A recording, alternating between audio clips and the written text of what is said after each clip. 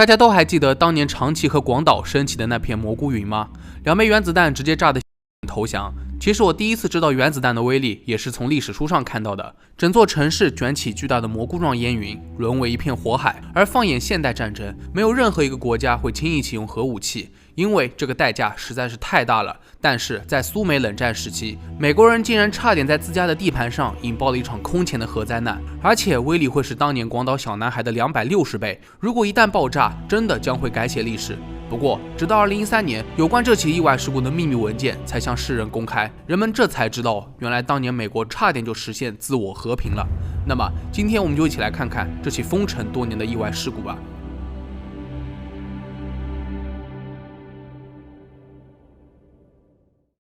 其实说到这起意外，那就不得不提到各穹顶行动。60多年前，苏美冷战正在激烈的进行着。老美一直担心苏联会随时触发核战争，到时候自己的轰炸机没有准备的话，则需要好几个小时才能投弹，绝对会被打得措手不及。于是老美开启了一项空中预警行动，他们采用轮班制，确保在空中24小时都有美军的轰炸机，一方面可以起到震慑作用，一方面可以在苏联发动核战争时快速反击。因此，在那段时间里面，美国空军每天都要派出12架 B-52轰炸机执行任务，在苏联边境的附近徘徊。最重要的是，每架轰炸机上面都配备了热核武器，只要一声令下，这些核武器都能够随时投下。而在飞行期间 ，B-52轰炸机的油耗量非常大，所以每次任务途中都需要加油机多次加油。1961年的1月23日，在北卡罗来纳州的戈尔兹伯勒镇上，居民们都感到这一天晚上异常的温暖。然而，当他们刚准备睡觉时，突然看到房间的墙壁开始泛红。正当居民们探头探脑趴在窗户上查看，殊不知危险正在悄悄来临。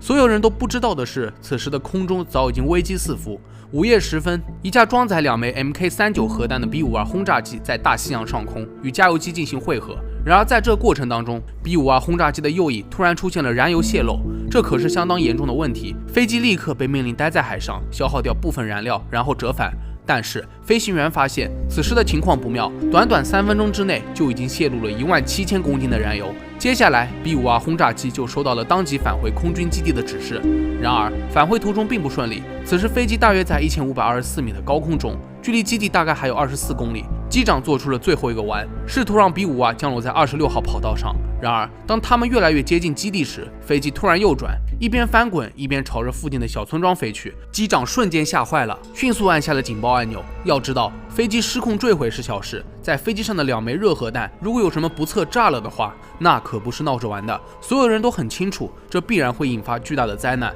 要知道，每枚核弹的爆炸威力相当于400万吨的 TNT 炸药，比当年投向广岛的那颗还要强大260倍。可想而知，如果被引爆，放射性尘埃会漂浮在华盛顿、费城，甚至最北面的纽约市上空。好家伙，一不留神把自己家最重要的几个地盘炸了，到时候数百万人的生命都将受到严重威胁。而此时此刻，飞机已经没救了。很快，在机长的命令下，此次飞行 B-52的8名机组人员陆续跳离飞机，其中5人幸存了下来。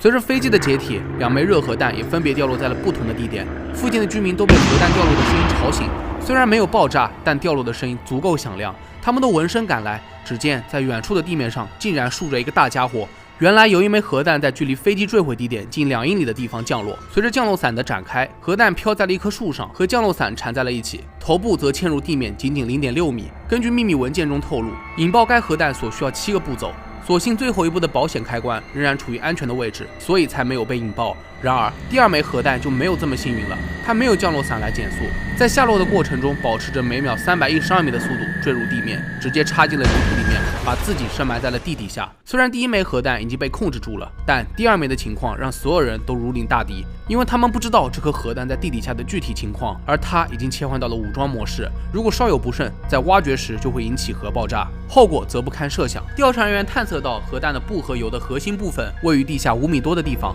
起初政府动用了大量挖掘设备，但由于地下水泛滥到了无法控制的地步，挖出来的洞一直被填满。无奈之下，第2枚核弹的挖掘工作无疾而终。但好就好在，主要的核装置都已经被挖出，部分核弹碎片也被收回，而剩下的放射性残骸只能被永远的留在了地底下。据说影响范围达到了40-50米深。在这之后，政府重新填补了洞，还在事故地点画了一个直径243米的圆圈。在很长一段时间里面，消息都被封锁了起来，没有任何新闻媒体的参与。一方面是怕核辐射恐慌，另外一方面这也是一件非常蒙羞的事情。自己的飞机差点把自己家炸平了，这种事情传到全世界人的耳朵里面，那不得笑死人啊！所以许多公众都不清楚这一事件到底有多么的危险。然而当地的居民不乐意了，你们差点把这给炸了，也不给个说法。虽然政府部门已经派人去探测，也没有在田地里面发现任何异常辐射的情况。或许污垢是一种有效的辐射吸收剂，但居民们也很清楚，放射性物质的确的被埋在了脚底下，它们会不会影响地下水和土壤？以后种的植物还能不能吃？多少年后这该死的东西才能消失？这些问题都让附近的居民深受困扰。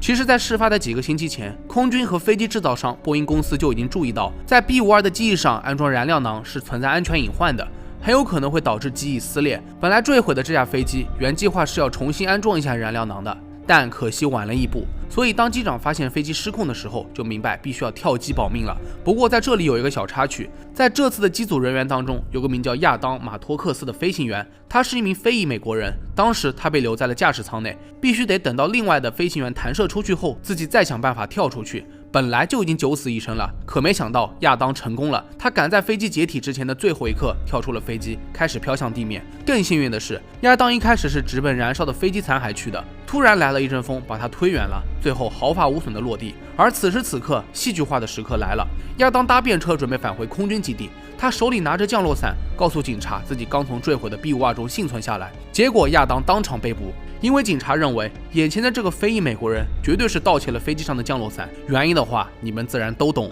自从事故发生后，危言耸听的传说就一直没有断过。比如有人声称在地底下挖到了会变异的蚯蚓，还在发光；还有传说称种地不能往下深挖，超过1米就不行了，否则就会有人被放射性物质照射变成畸形。因此有许多民众都批评美国政府始终在隐瞒信息，为的就是防止民众对核武器的政策提出抗议。他们口口声声说道这些武器不可能会被意外引爆，但事实摆在面前，这不就有个差点就爆炸的吗？然而各穹顶行动从来都不会因为掉下几架飞机而被叫停，即使是后来发现苏联人所谓的核弹优势其实就是在虚张声势，但老美也没有轻易相信，他们继续安排轰炸机24小时在空中待命，提醒着敌方我们时刻准备着。可惜在1966年的1月17日，又有一架 B-52坠毁，原因是由于轰炸机与加油机的飞行员之间沟通不畅，导致了相撞事故，2架飞机无一幸免。加油机上的4名机组人员全部遇难，轰炸机上的7名机组人员当中有3人遇难。可怕的是，这次的 B-52轰炸机携带着4枚 Mk28型氢弹，每一颗的威力都是投向广岛那颗的100倍。最后残骸坠落在西班牙帕罗马雷斯的渔村附近。幸运的是，这4颗氢弹都不存在核爆炸的危险，但其中2颗的爆炸核心还是被引爆，一瞬间钚元素散发在了周围的农田里面，在很大的范围内都散布了放射性物质。据了解，总共有2.6平方千米的区域被放射性物质污染，其中包括了住宅区、村庄、农田和树林。接下来就是坠机后的清理工作。由于事发突然，一切都很仓促，负责清洁土壤的工作人员大多都是退伍军人，他们没有被告知存在辐射水平，更没有提供相关的安全工具。有人徒手拾起了放射性碎片，有人就隔着一层薄薄的塑料袋。最后40名工作人员当中有21人患上了癌症。可怕的是，军方为了掩盖坠机事件，始终否认坠机现场有放射性物质的风险。据说当时有人徒手捡起了碎片后，检测出辐射水平高的离谱，设备都坏了。不过可悲的是，由于军方坚持认为没有证据表明存在高辐射，所以这些退伍军人也一直没有收到任何医疗保险和赔偿，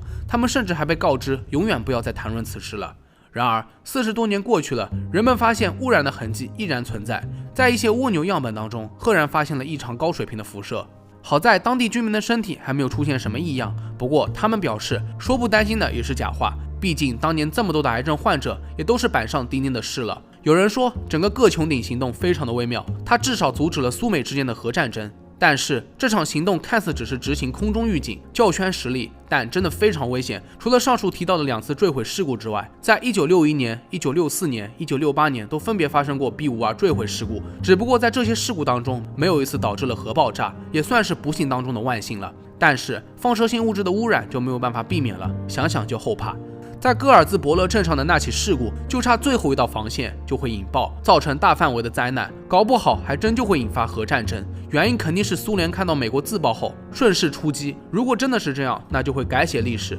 我们的世界又会是另外一个样子。那要我说，就算人一直不停的工作，身体也会出现问题，更别说轰炸机每天带着大量的核武器在空中24小时飞行了，谁能拍着胸膛保证万无一失呢？而有些国家的骚操作就是，只要我死不承认，危险就是不存在的，反正什么证据都没用，证人也是该死的死，该闭嘴的闭嘴，反正你们爱信不信。那好了，本期视频到这就结束了。虽然我们现在不会出现这样疯狂的各穹顶行动，但是国际局势暗潮涌动，世界上随时随刻都会爆发冲突，疫情已经给各个国家带来了严重的冲击，还是希望世界和平吧，毕竟一个安稳的外部环境也是必不可少的。那好了，如果你觉得视频做得不错的话，也别忘了点赞、收藏和投币。我是正正，咱们下期视频再见吧。